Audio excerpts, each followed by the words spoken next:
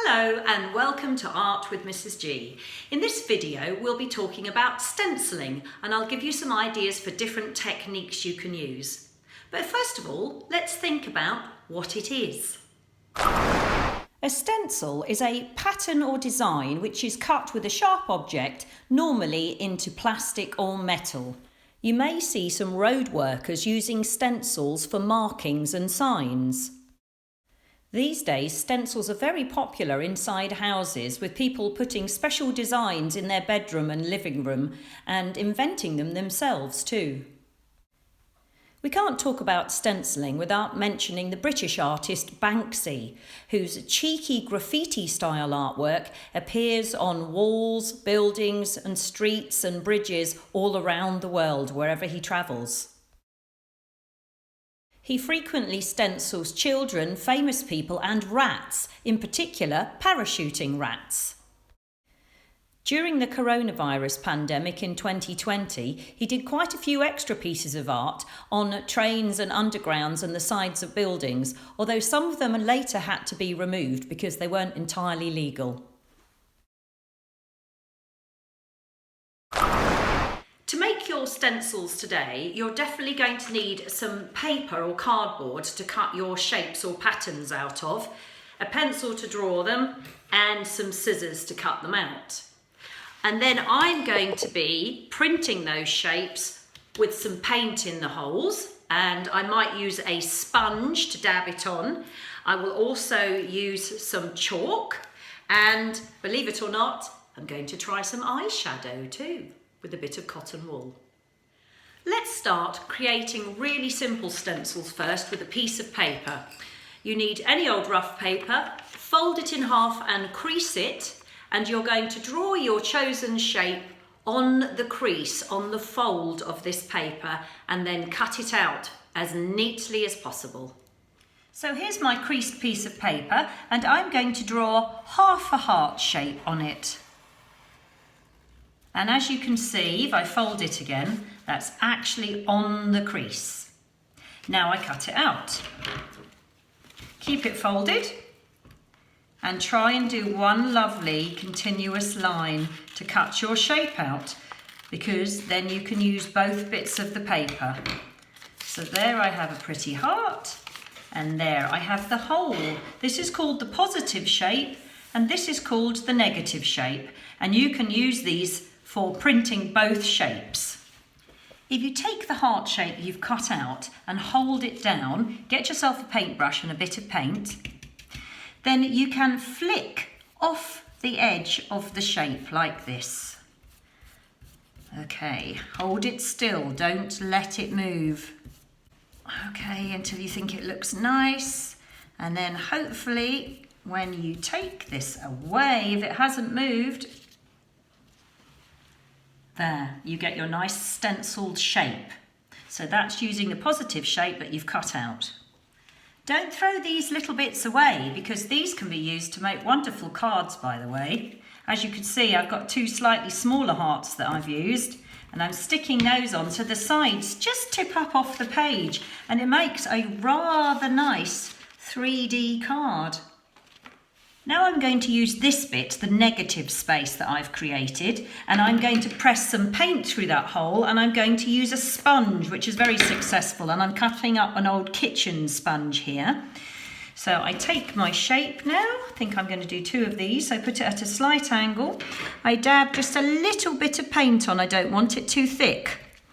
And then you get this nice dotty, spongy effect if you paint using the sponge now.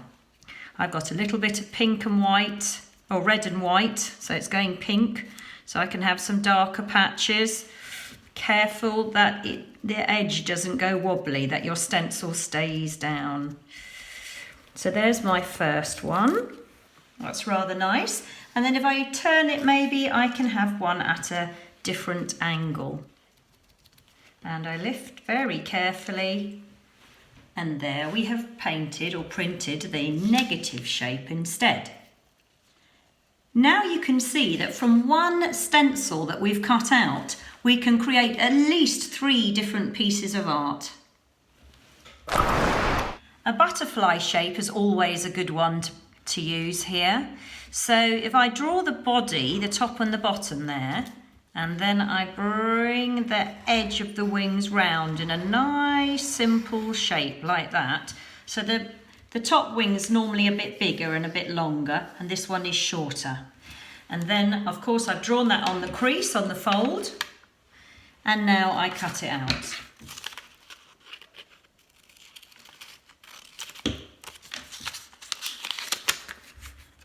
I'm going to dab into my butterfly shape now, but I'm going to move this shape around a bit and print it 2 or 3 times. Hold it down, don't let it shift. That's my first one. And I've got a second one I did that's slightly smaller and just a little bit of a different shape. So I take a new bit of sponge so it doesn't go brown, and then I can dab into this one. My blue butterfly. Let's have a look and hope that one's come out well. Oh, that's a lovely blue one. And I think I'll have one more of these at the bottom. There we go. Let's have a look at that one. And there we have our 3 beautiful butterflies stenciled. I'm going to cut out a Christmas light shape now on the fold of my paper. Okay, there we go. And I'm going to use this to create a special effect by using it again and again and chalk. Here's my Christmas light string. And this only really works on dark coloured paper. It's even better on black, but I haven't got black. Chalk around the outside of your shape and flick it outwards with your finger. There's one. But as you can see, the chalk smudges nicely and it does make it look like things are shining. And I just put this little dark mark on to make the bulbs look a little bit more like they're 3D or rounded, like a little shadow. You can also make a stencil by using some cardboard. Start by creating a frame. There we go. And I can stick that corner together in a minute. And then cut out some strips of cardboard and make an interesting pattern across the top. Get some tape and stick the cardboard edges down. And then just tidy it up a little bit. There we go. All ready. So now I've created a stencil with the holes from my cardboard. I hold it steady and I get my chosen paint colours and a paintbrush with not too much paint on it, and I dab into the holes. So this can be quite a modern art effect. Let's have a look. And I'll do that again.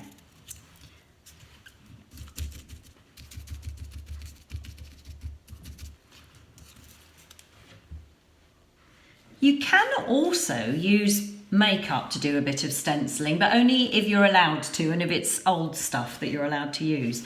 So, for example, you could take some eyeshadow. Now, it's not going to stick very well when it's like this. It's helpful to just wet the paper with a little bit of cotton wool or a cloth like that, not too soggy.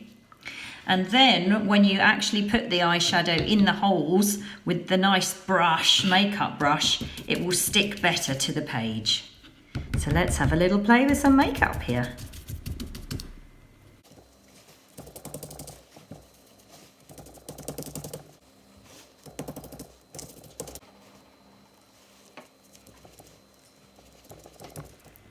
Lift it off, and that's rather a nice pattern. You can do the same sort of thing, wrapping string around a piece of cardboard frame like that and taping it on along the back. But it will move, so you have to hold it very still and either dab gently with a paintbrush, just going straight down, not sideways, or if somebody in your family has got some spray paint, you give a squirt of paint over the top, and that's very effective. Lovely.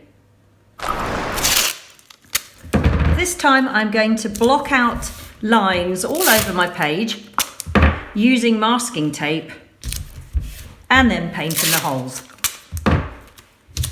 Grab a sponge or possibly a paintbrush and dab into the holes again.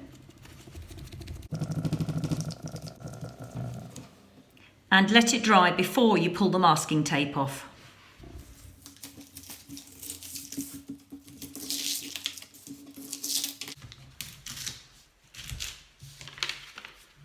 Wow, that went really well.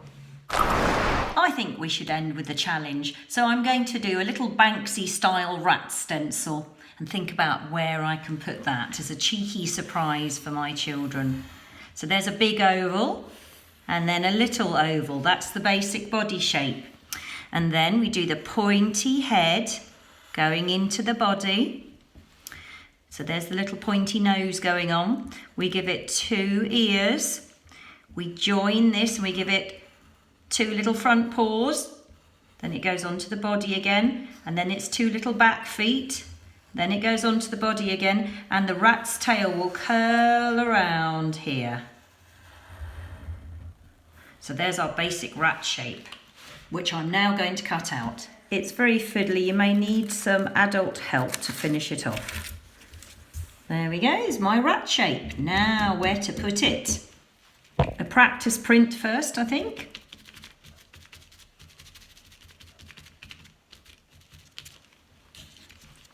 Ah, yes, that's quite successful. I'm going to do a little surprise for my children now. I wonder if they'll notice it later. And it's all wash-offable, good fun. Don't do this unless you have permission. And it's illegal to do graffiti in public.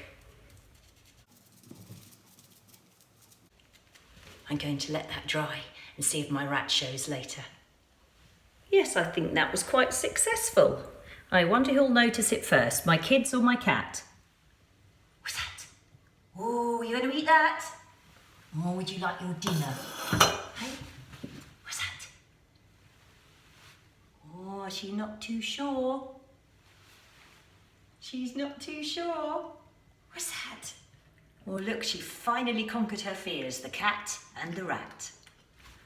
I hope you've enjoyed learning about different stenciling techniques with me and that you have great success with your stenciling artwork now. Goodbye and see you again soon.